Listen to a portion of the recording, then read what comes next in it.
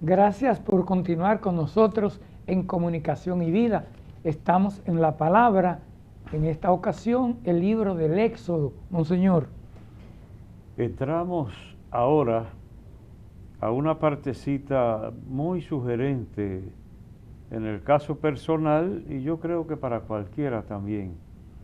Porque ahora, en el texto que estamos siguiendo, el capítulo 32 del libro del Éxodo, a partir del verso 7, como dijimos, ahora vemos que Moisés asume el papel de intercesor. Entonces Moisés suplicó al Señor su Dios: ¿por qué, Señor, se va a encender tu ira contra tu pueblo, que tú sacaste de Egipto con gran poder y mano robusta? Lo que me trae a la mente es aquella expresión que dice la Escritura: y Moisés se paró en la brecha frente a Dios. Esa imagen no se me olvida.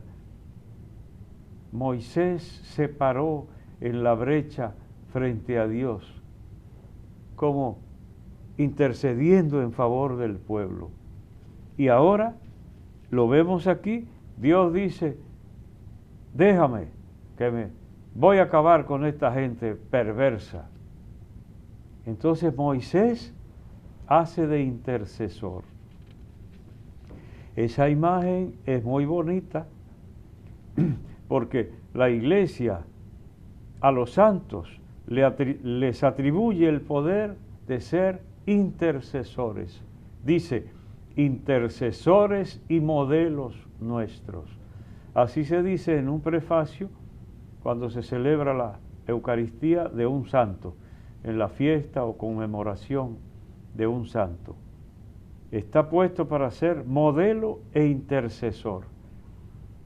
Entonces, ¿una madre intercede ante Dios por sus hijos? Yo siempre digo que la oración de una madre es algo grande ante Dios, que a veces vienen madres angustiadas con problemas y yo lo que le pregunto es: ¿y ya usted dobló la rodilla delante del Santísimo?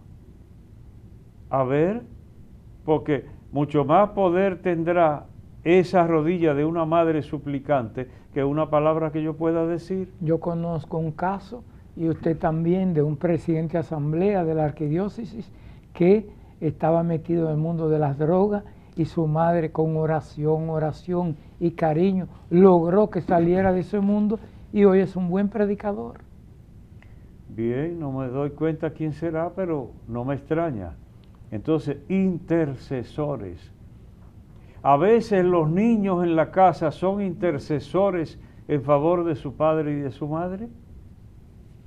Como con frecuencia lo digo, que yo conozco casos que los niños son quienes han llevado a los padres a la presencia de Dios. Los niños, cualquiera. Eso quiere decir que no hay que ser un gran catedrático y un orador de primera y no sé qué. No. Doblar la rodilla ante Dios, pararse en la brecha frente a Dios, intercediendo por el pueblo, como en el caso de Moisés. Y tengo otro caso de una niña pequeña, de 8 años. Sus padres están separados y entonces ella ora al Señor para que sus padres vuelvan a reencontrarse.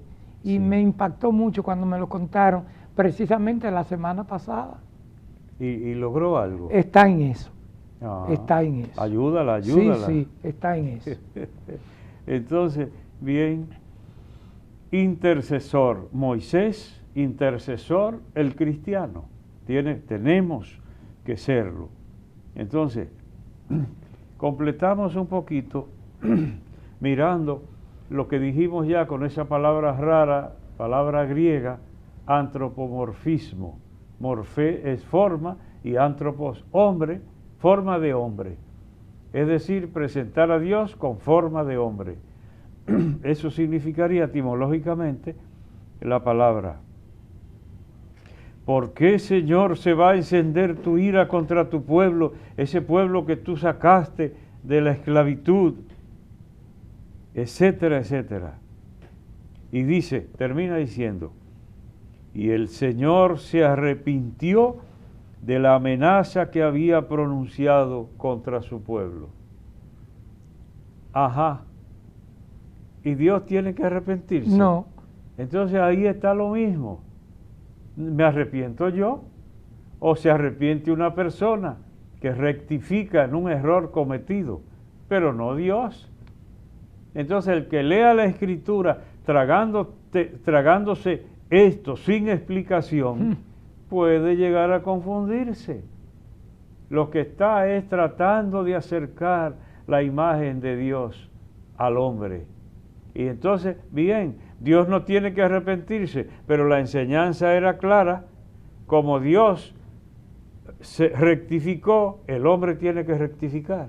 Entonces, es una enseñanza por una vía que hoy hablamos de otra manera, porque Dios es Dios y no hombre.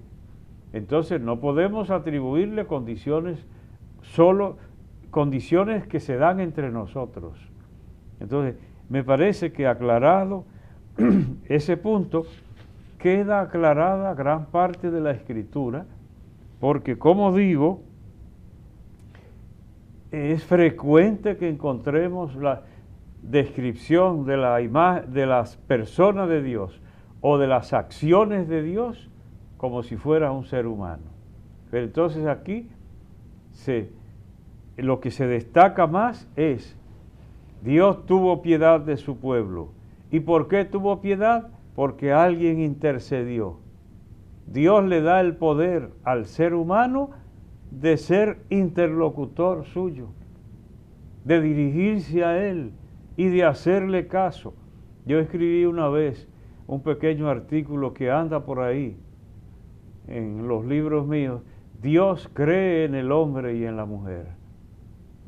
Era a propósito de que el hombre es que no cree en sí mismo con frecuencia.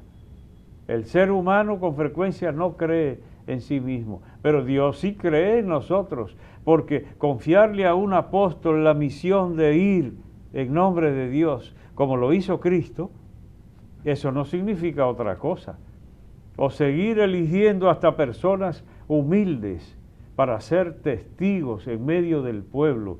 Y no hablo de curas y monjas solamente, sino de personas sencillas, de fe, presencia verdadera de Dios en medio del pueblo.